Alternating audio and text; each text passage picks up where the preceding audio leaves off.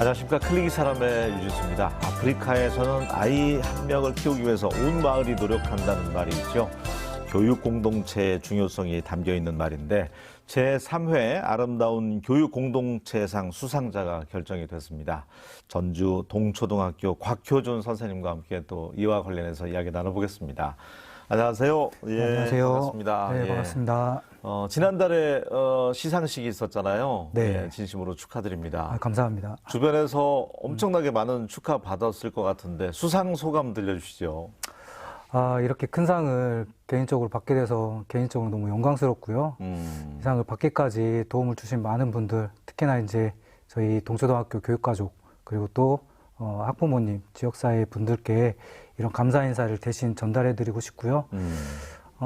지금도 일선 현장에서 아이들을 가르치고 묵묵히 아이들을 위해서 교육활동을 전개해 주시는 선생님들을 대신해서 제가 이 상을 받게 돼서 그분들에게 죄송한 마음도 있고 네. 감사한 마음도 있습니다. 아유, 또 겸손의 네. 말씀까지. 아유, 네. 참스승, 참교육 여러 상이 있는데 참 와닿는 것 같아요. 아름다운 교육 네. 공동체 상. 네. 제가 이제 앞서 여는 말에도 아프리카에선 아이 하나 교육하기 위해서 온 마을이 이렇게 관심을 갖는다고 했는데 맞습니다. 다시 한번 진심으로 축하드립니다. 감사드립니다. 네. 동초등학교 참 오래된 그 역사를 자랑하는 학교라고 알고 있는데 학교 자랑을 좀 해주시죠. 저희 학교는 무엇보다 저희 김정희 교장 선생님께서 네. 모든 아이들의 이름을 다 알고 계세요. 학교에 등교할 때마다 아이들의 이름을 불러주고 전교생. 예, 전교생의 아이들을 아침마다 이렇게 등교할 때 맞이를 해주시거든요. 아마 그게 가장 아이들을 사랑하는 마음이 있는 그런 따뜻한 학교가 가장 큰 자랑거리일 것 같고요. 또 다음으로는 또 오케스트라든지 이런 학생들이 좋아할 수 있는 다양한 교육활동을 할 수 있는 그런 교육활동의 장이 충분하게 많이 마련돼 있다. 그리고 또 그것을 하기 위해서 선생님들이 부단히 노력을 하고 열심히 교육활동하고 계신다. 이게 네. 저희 학교의 큰 가장 자랑거리일 것 같습니다. 대본을 거의 암기해서 오신 것 같아요. 네. 그 6년째 재직 중이신데 네. 교단에 서신 지는 얼마나 되셨나요? 올해까지 13년 동안 교단에 섰는데요. 저는 교육대학교를 좀 늦게 갔어요. 제가 27살 군대 제대하고 늦게 가서 거의 만학인데요. 네. 만학도에 늦게 가서 나이에 비해서는 좀 교육 경력이 그렇게 길지는 않습니다. 이번에 어쨌든 아름다운 교육 공동체상 보면 이 심사가 굉장히 깐깐하다고 제가 들었습니다. 네. 어떤 점, 어떤 공적 때문에 우리 곽효준 선생님이 수상을 하게 됐을까요? 저도 짐작하는 거긴 하지만, 예. 저는 이제 주변에서 이렇게 선생님 같지 않다는 말을 좀 종종 많이 듣습니다. 안 좋은 말 아니에요? 안 좋은 말이긴 한데, 네.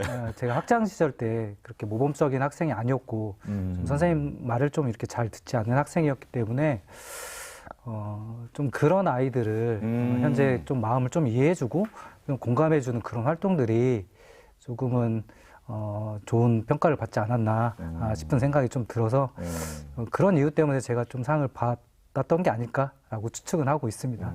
네. 학교 선생님들 그러면 동료 교사들 반응은 어땠어요? 왜 받았지? 이런 건 아니었을까? 아니 많은 분들이 축하를 해주셨어요. 이렇게 진심으로 축하해 주시는 분들도 많고 또 멀리서 이렇게 신문이라든지 이런 걸 보고 응원해주고 축하해 주시고 또 격려해 주신 분들이 너무 많으셔가지고 참 감사한 마음을 갖고 있습니다. 네. 그러니까 겸손의 말씀 해주셨지만 그래도 여러 가지 공적들이 있더라고요. 네. 지금 보니까 꿈꾸는 교육 플래너로도 활동 중이던데 네. 이건 어떤 건가요? 이제 소위 말하는 이제 너튜브에서. 네, 그렇죠. 제가 좀 마을과 좀 소통하기 위해서 다양한 방법을 좀 생각하다가 그래도 요즘 가장 잘 접할 수 있는 그 유튜브 활동을 좀 꿈꾸는 교육 플래너로 좀 하고 있는데요. 네. 그 안에는 뭐 학교 폭력 예방에 관한 것들, 또 우리 학급에서 일어나는 그 아이들하고 일상적인 생활에서 일어나는 그런 교육적인 자료들, 또 학교 교육 활동을 전개하는 그 안내 자료들 같은 경우를 그 동영상 자료로 만들어서 저희 동초등학교 학부모님과 아니면 지역민들에게 그런 알리고 또 그런 교육적인 활동들을 좀 더 많이 참여하게끔 독려하기 위해서 그런 유튜브 활동을 하고 있습니다. 네. 학교마다 이제 차이점은 있겠지만 지금 초등학교 관련된 방금 언급하셨기 네. 때문에 학교 폭력 관련돼서는 어느 정도입니까? 지금 우리 전주권만 놓고 보면 없지는 않을 것 같고요. 그렇죠. 네. 그 예전에는 이제 중고등학교에서만 있을 법한 일들도 지금은 전주 시내에서는 초등학교 고학년, 심지어는 초등학교 저학년까지도 이렇게 이제 내려오는 그런 현상들도 많이 생기고요. 네. 뭐 예전하고는 다르게 좀 학교 폭력의 방법이라든지 이런 양상들이 조금은 다양해지고 또 많아졌고, 또 코로나19 이후로는 사이버 따돌림이라든지 뭐 사이버 현상에서 일어나는 이런 것들이 좀 많이 일어나고 있는 상황입니다. 네. 그 관련돼서 이제 책도 발간하시고 또 부모님들과 학부모들과도 네. 소통하고 계시는 걸로 알고 있는데 네. 책은 어떤 것들을 주로 골자로 하고 있나요? 학교 폭력에 관한 것들인데요. 예. 그 자녀를 키우신 학부모님이라면 꼭 한 번 정도는 읽어봤으면 좋겠다라고 싶어서 이렇게 제작을 만들게 됐는데, 학교 폭력이 법률 용어도 되게 많이 나오고 일반인들이 봤을 땐 좀 어려운 용어들이 좀 상당히 많이 있어요. 좀 그런 것들을 학부모님들이 가장 쉽게 좀 알아볼 수 있게끔 일반적인 용어를 사용해서 좀 이렇게 안내를 했고요. 또 학교 현장에서 자주 일어나는, 종종 일어나는 이런 일들을 사례를 통해서, 근데 그 사례를 뭐 백설공주라든지 아니면 로미오와 줄리엣, 아이들이 좋아하는 신비, 뭐 이런 캐릭터를 활용해가지고 사례를 중심으로 학교 폭력을 사전에 예방하고, 만약에 또 학교 폭력이 일어났을 때 그걸 어떻게 대처하고 학교에서 어떻게 하는지 이런 것들을 좀 자세하게 안내를 하고 있어서 좀 자녀를 키우시는 분들은 한 번 정도는 부담 없이 한번 읽어볼 수 있게끔 만든 그런 책자였습니다. 네. 그러니까 내 자녀가 가해자가 될 수 있고 또 피해자도 될 수 그렇죠. 있는 게 학교 폭력인데 네. 그동안에는 이제 학교 폭력이 발생하면 쉬쉬쉬하고 네. 덮기 바빴는데 네. 이제는 뭐 매뉴얼부터 해서 네. 대응 체계가 좀 갖춰졌습니까? 시스템이? 뭐 학교 현장에서는 이제 대응 체제는 어느 정도 갖춰졌고, 네. 또 옛날에는 학교 자체에서 이제 학교폭력 대책 자치위원회를 열어서 학교에서 처리했지만, 지금 이제 교육청에서 그런 것들이 다 이관이 돼서 교육청에서 처리를 하고 있어요. 그러니까 일선 학교 현장에서는 학교폭력을 처리하는 그런 부담감들이 좀 많이 덜긴 했는데, 보다 전문적인 교육청 상급기관에서 하고 있기 때문에 학교폭력의 매뉴얼이라든지 이런 것들은 충분히 이제 그 절차대로 잘 운영이 되는 걸로 알고 있습니다. 네. 참 근절됐으면 좋겠는데 학교하고 그렇죠. 프폭력이라는 단어는 참 네. 어울리지가 않잖아요. 맞습니다. 네. 네. 우리 선생님 보면 동초등학교는 교장 선생님은 또 전교생 이름을 네.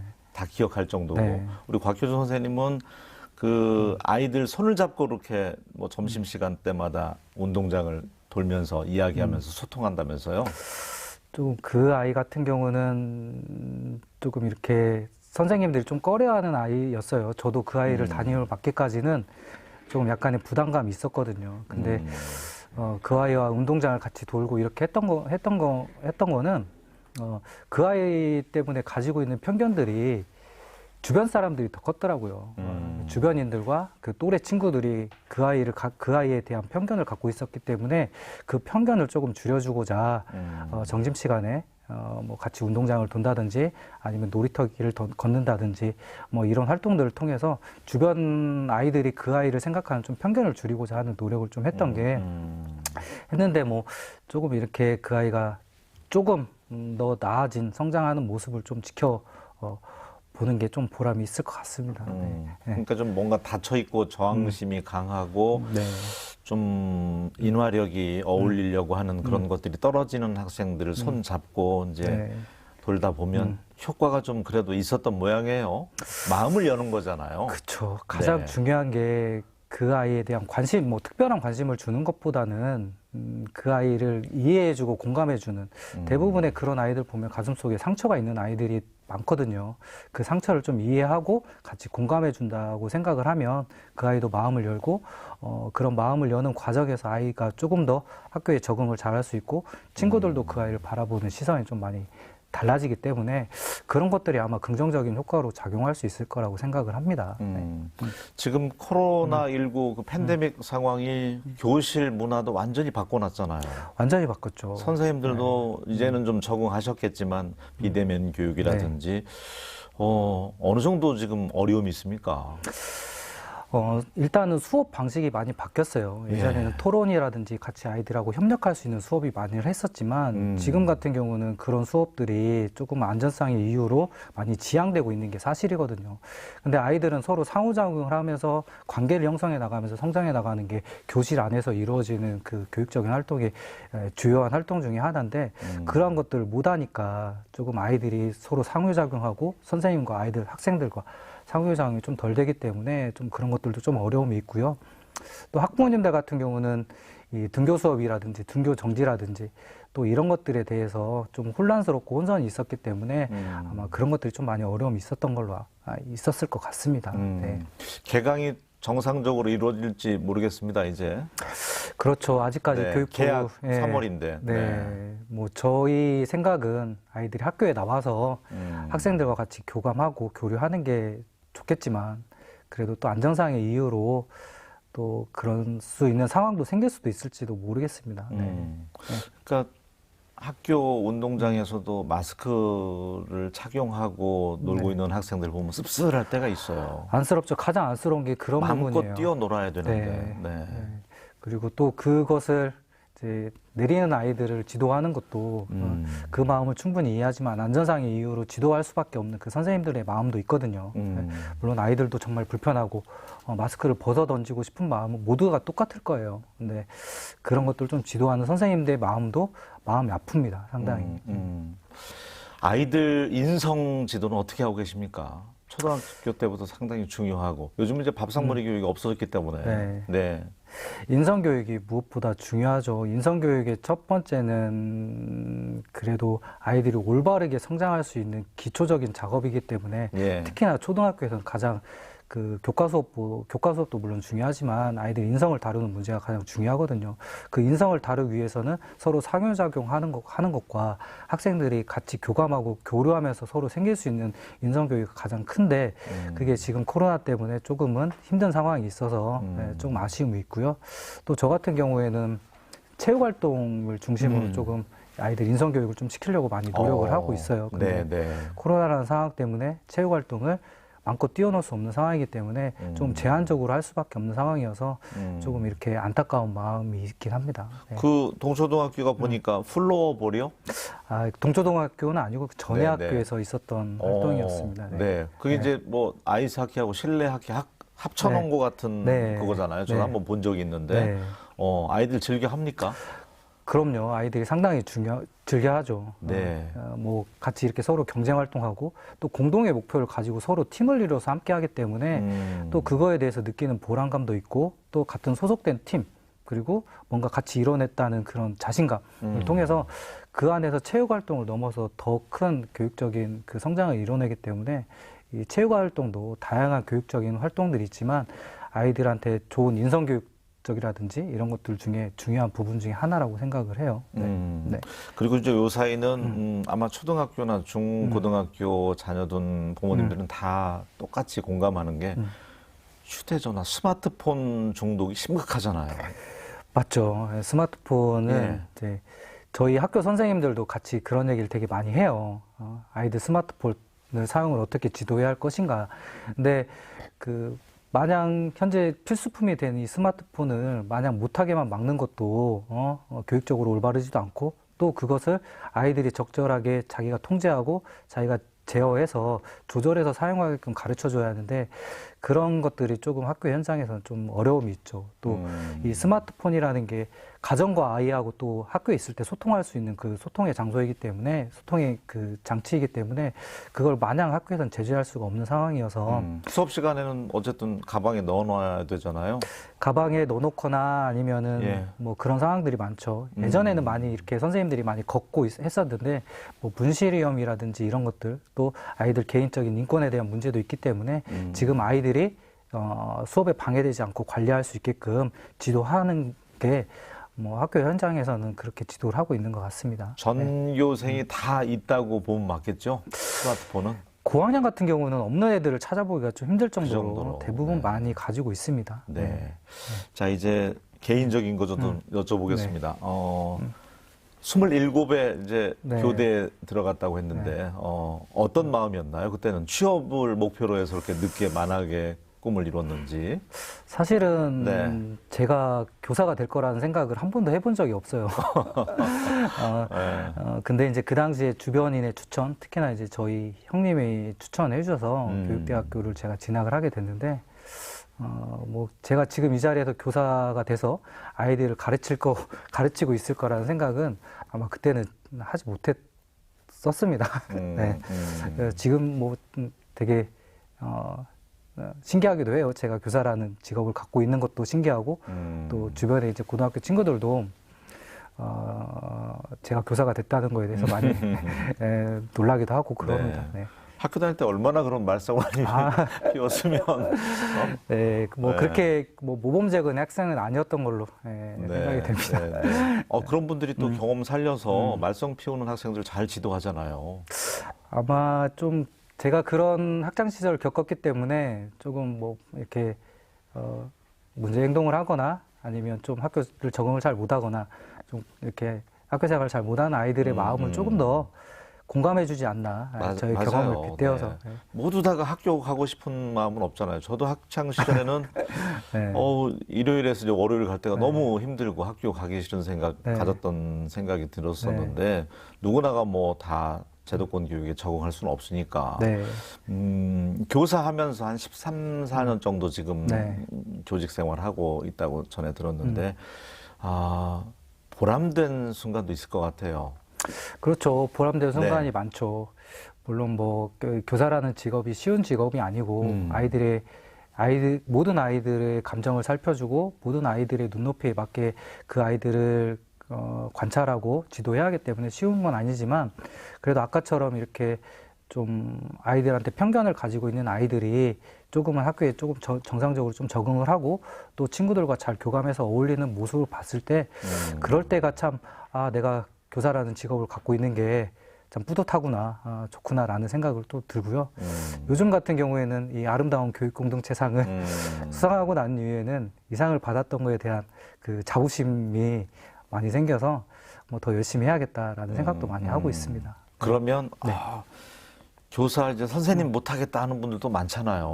그럼요. 미리 이제 네. 정년 학교 네. 벗어나는 분들도 네. 계시고 네. 어떤 점이 현실에서는 가장 힘든가요? 가장 힘든 거는 아이들 지도가 가장 힘든 부분이고요.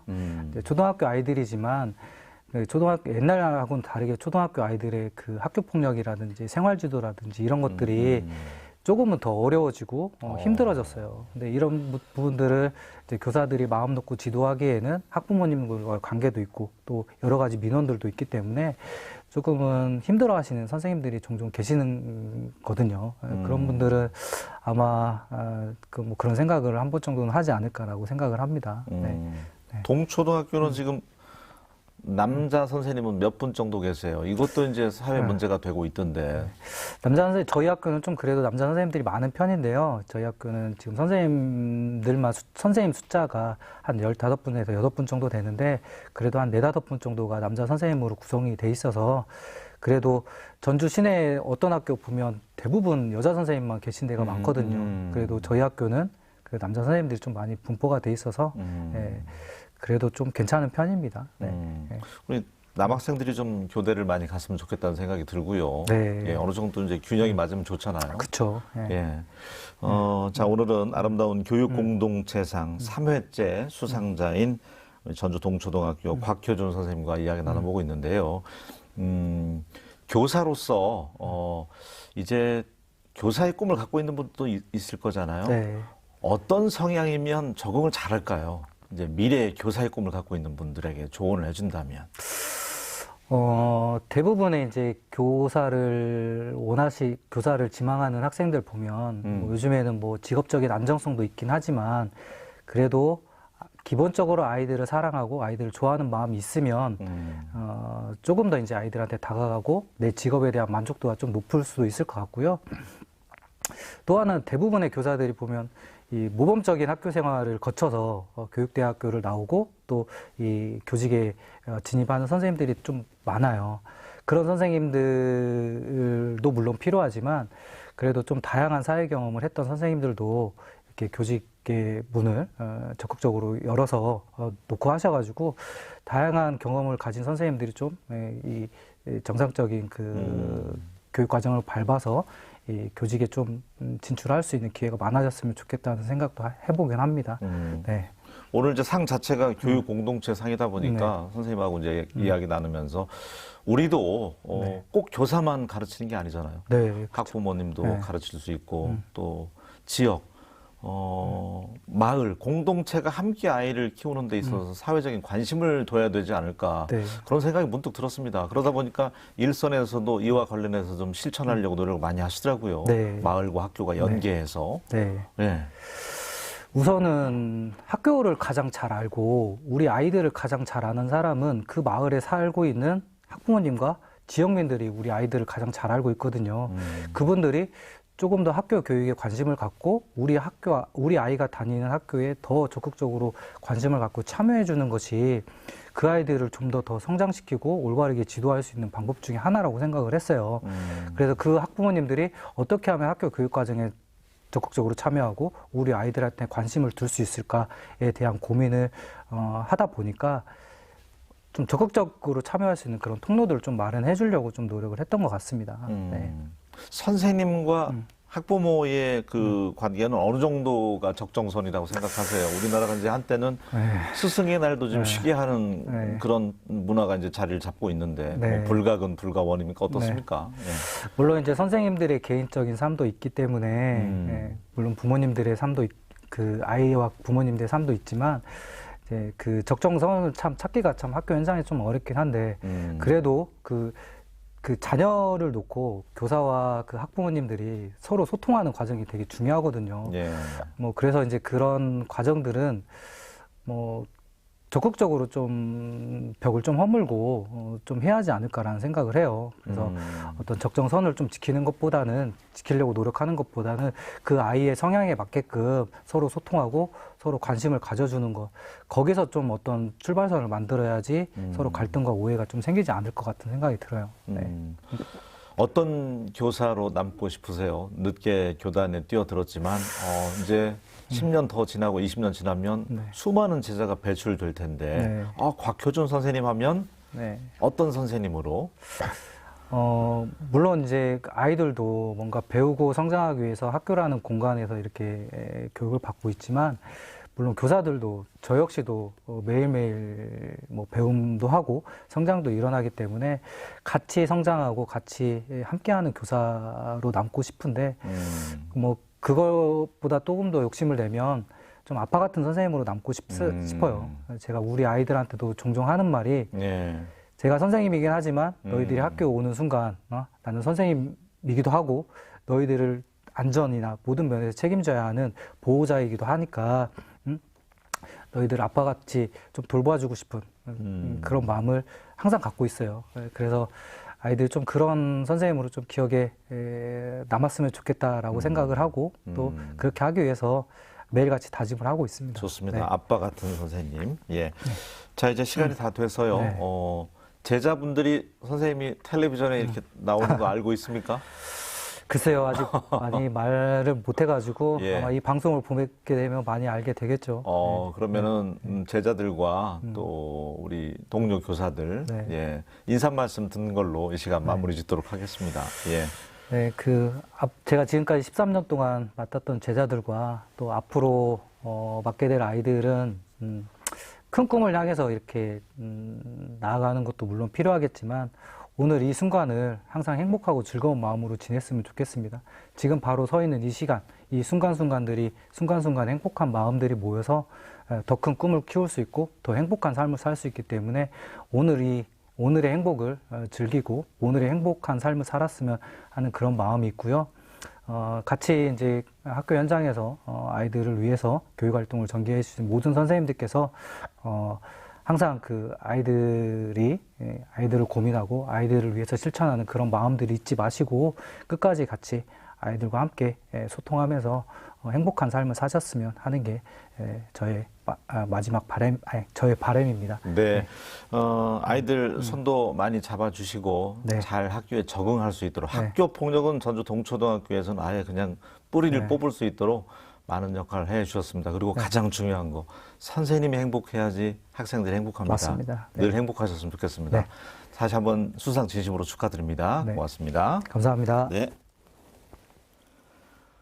예, 누구나 잊지 못할 가슴 속에 은사님 한 분은 떠오를 텐데 오랜만에 또 졸업 앨범 꺼내서 보면서 그 시절 한번 회상하시면서 감사의 마음 가져봤으면 좋겠습니다. 저는 다음 시간에 다시 인사드리겠습니다. 고맙습니다.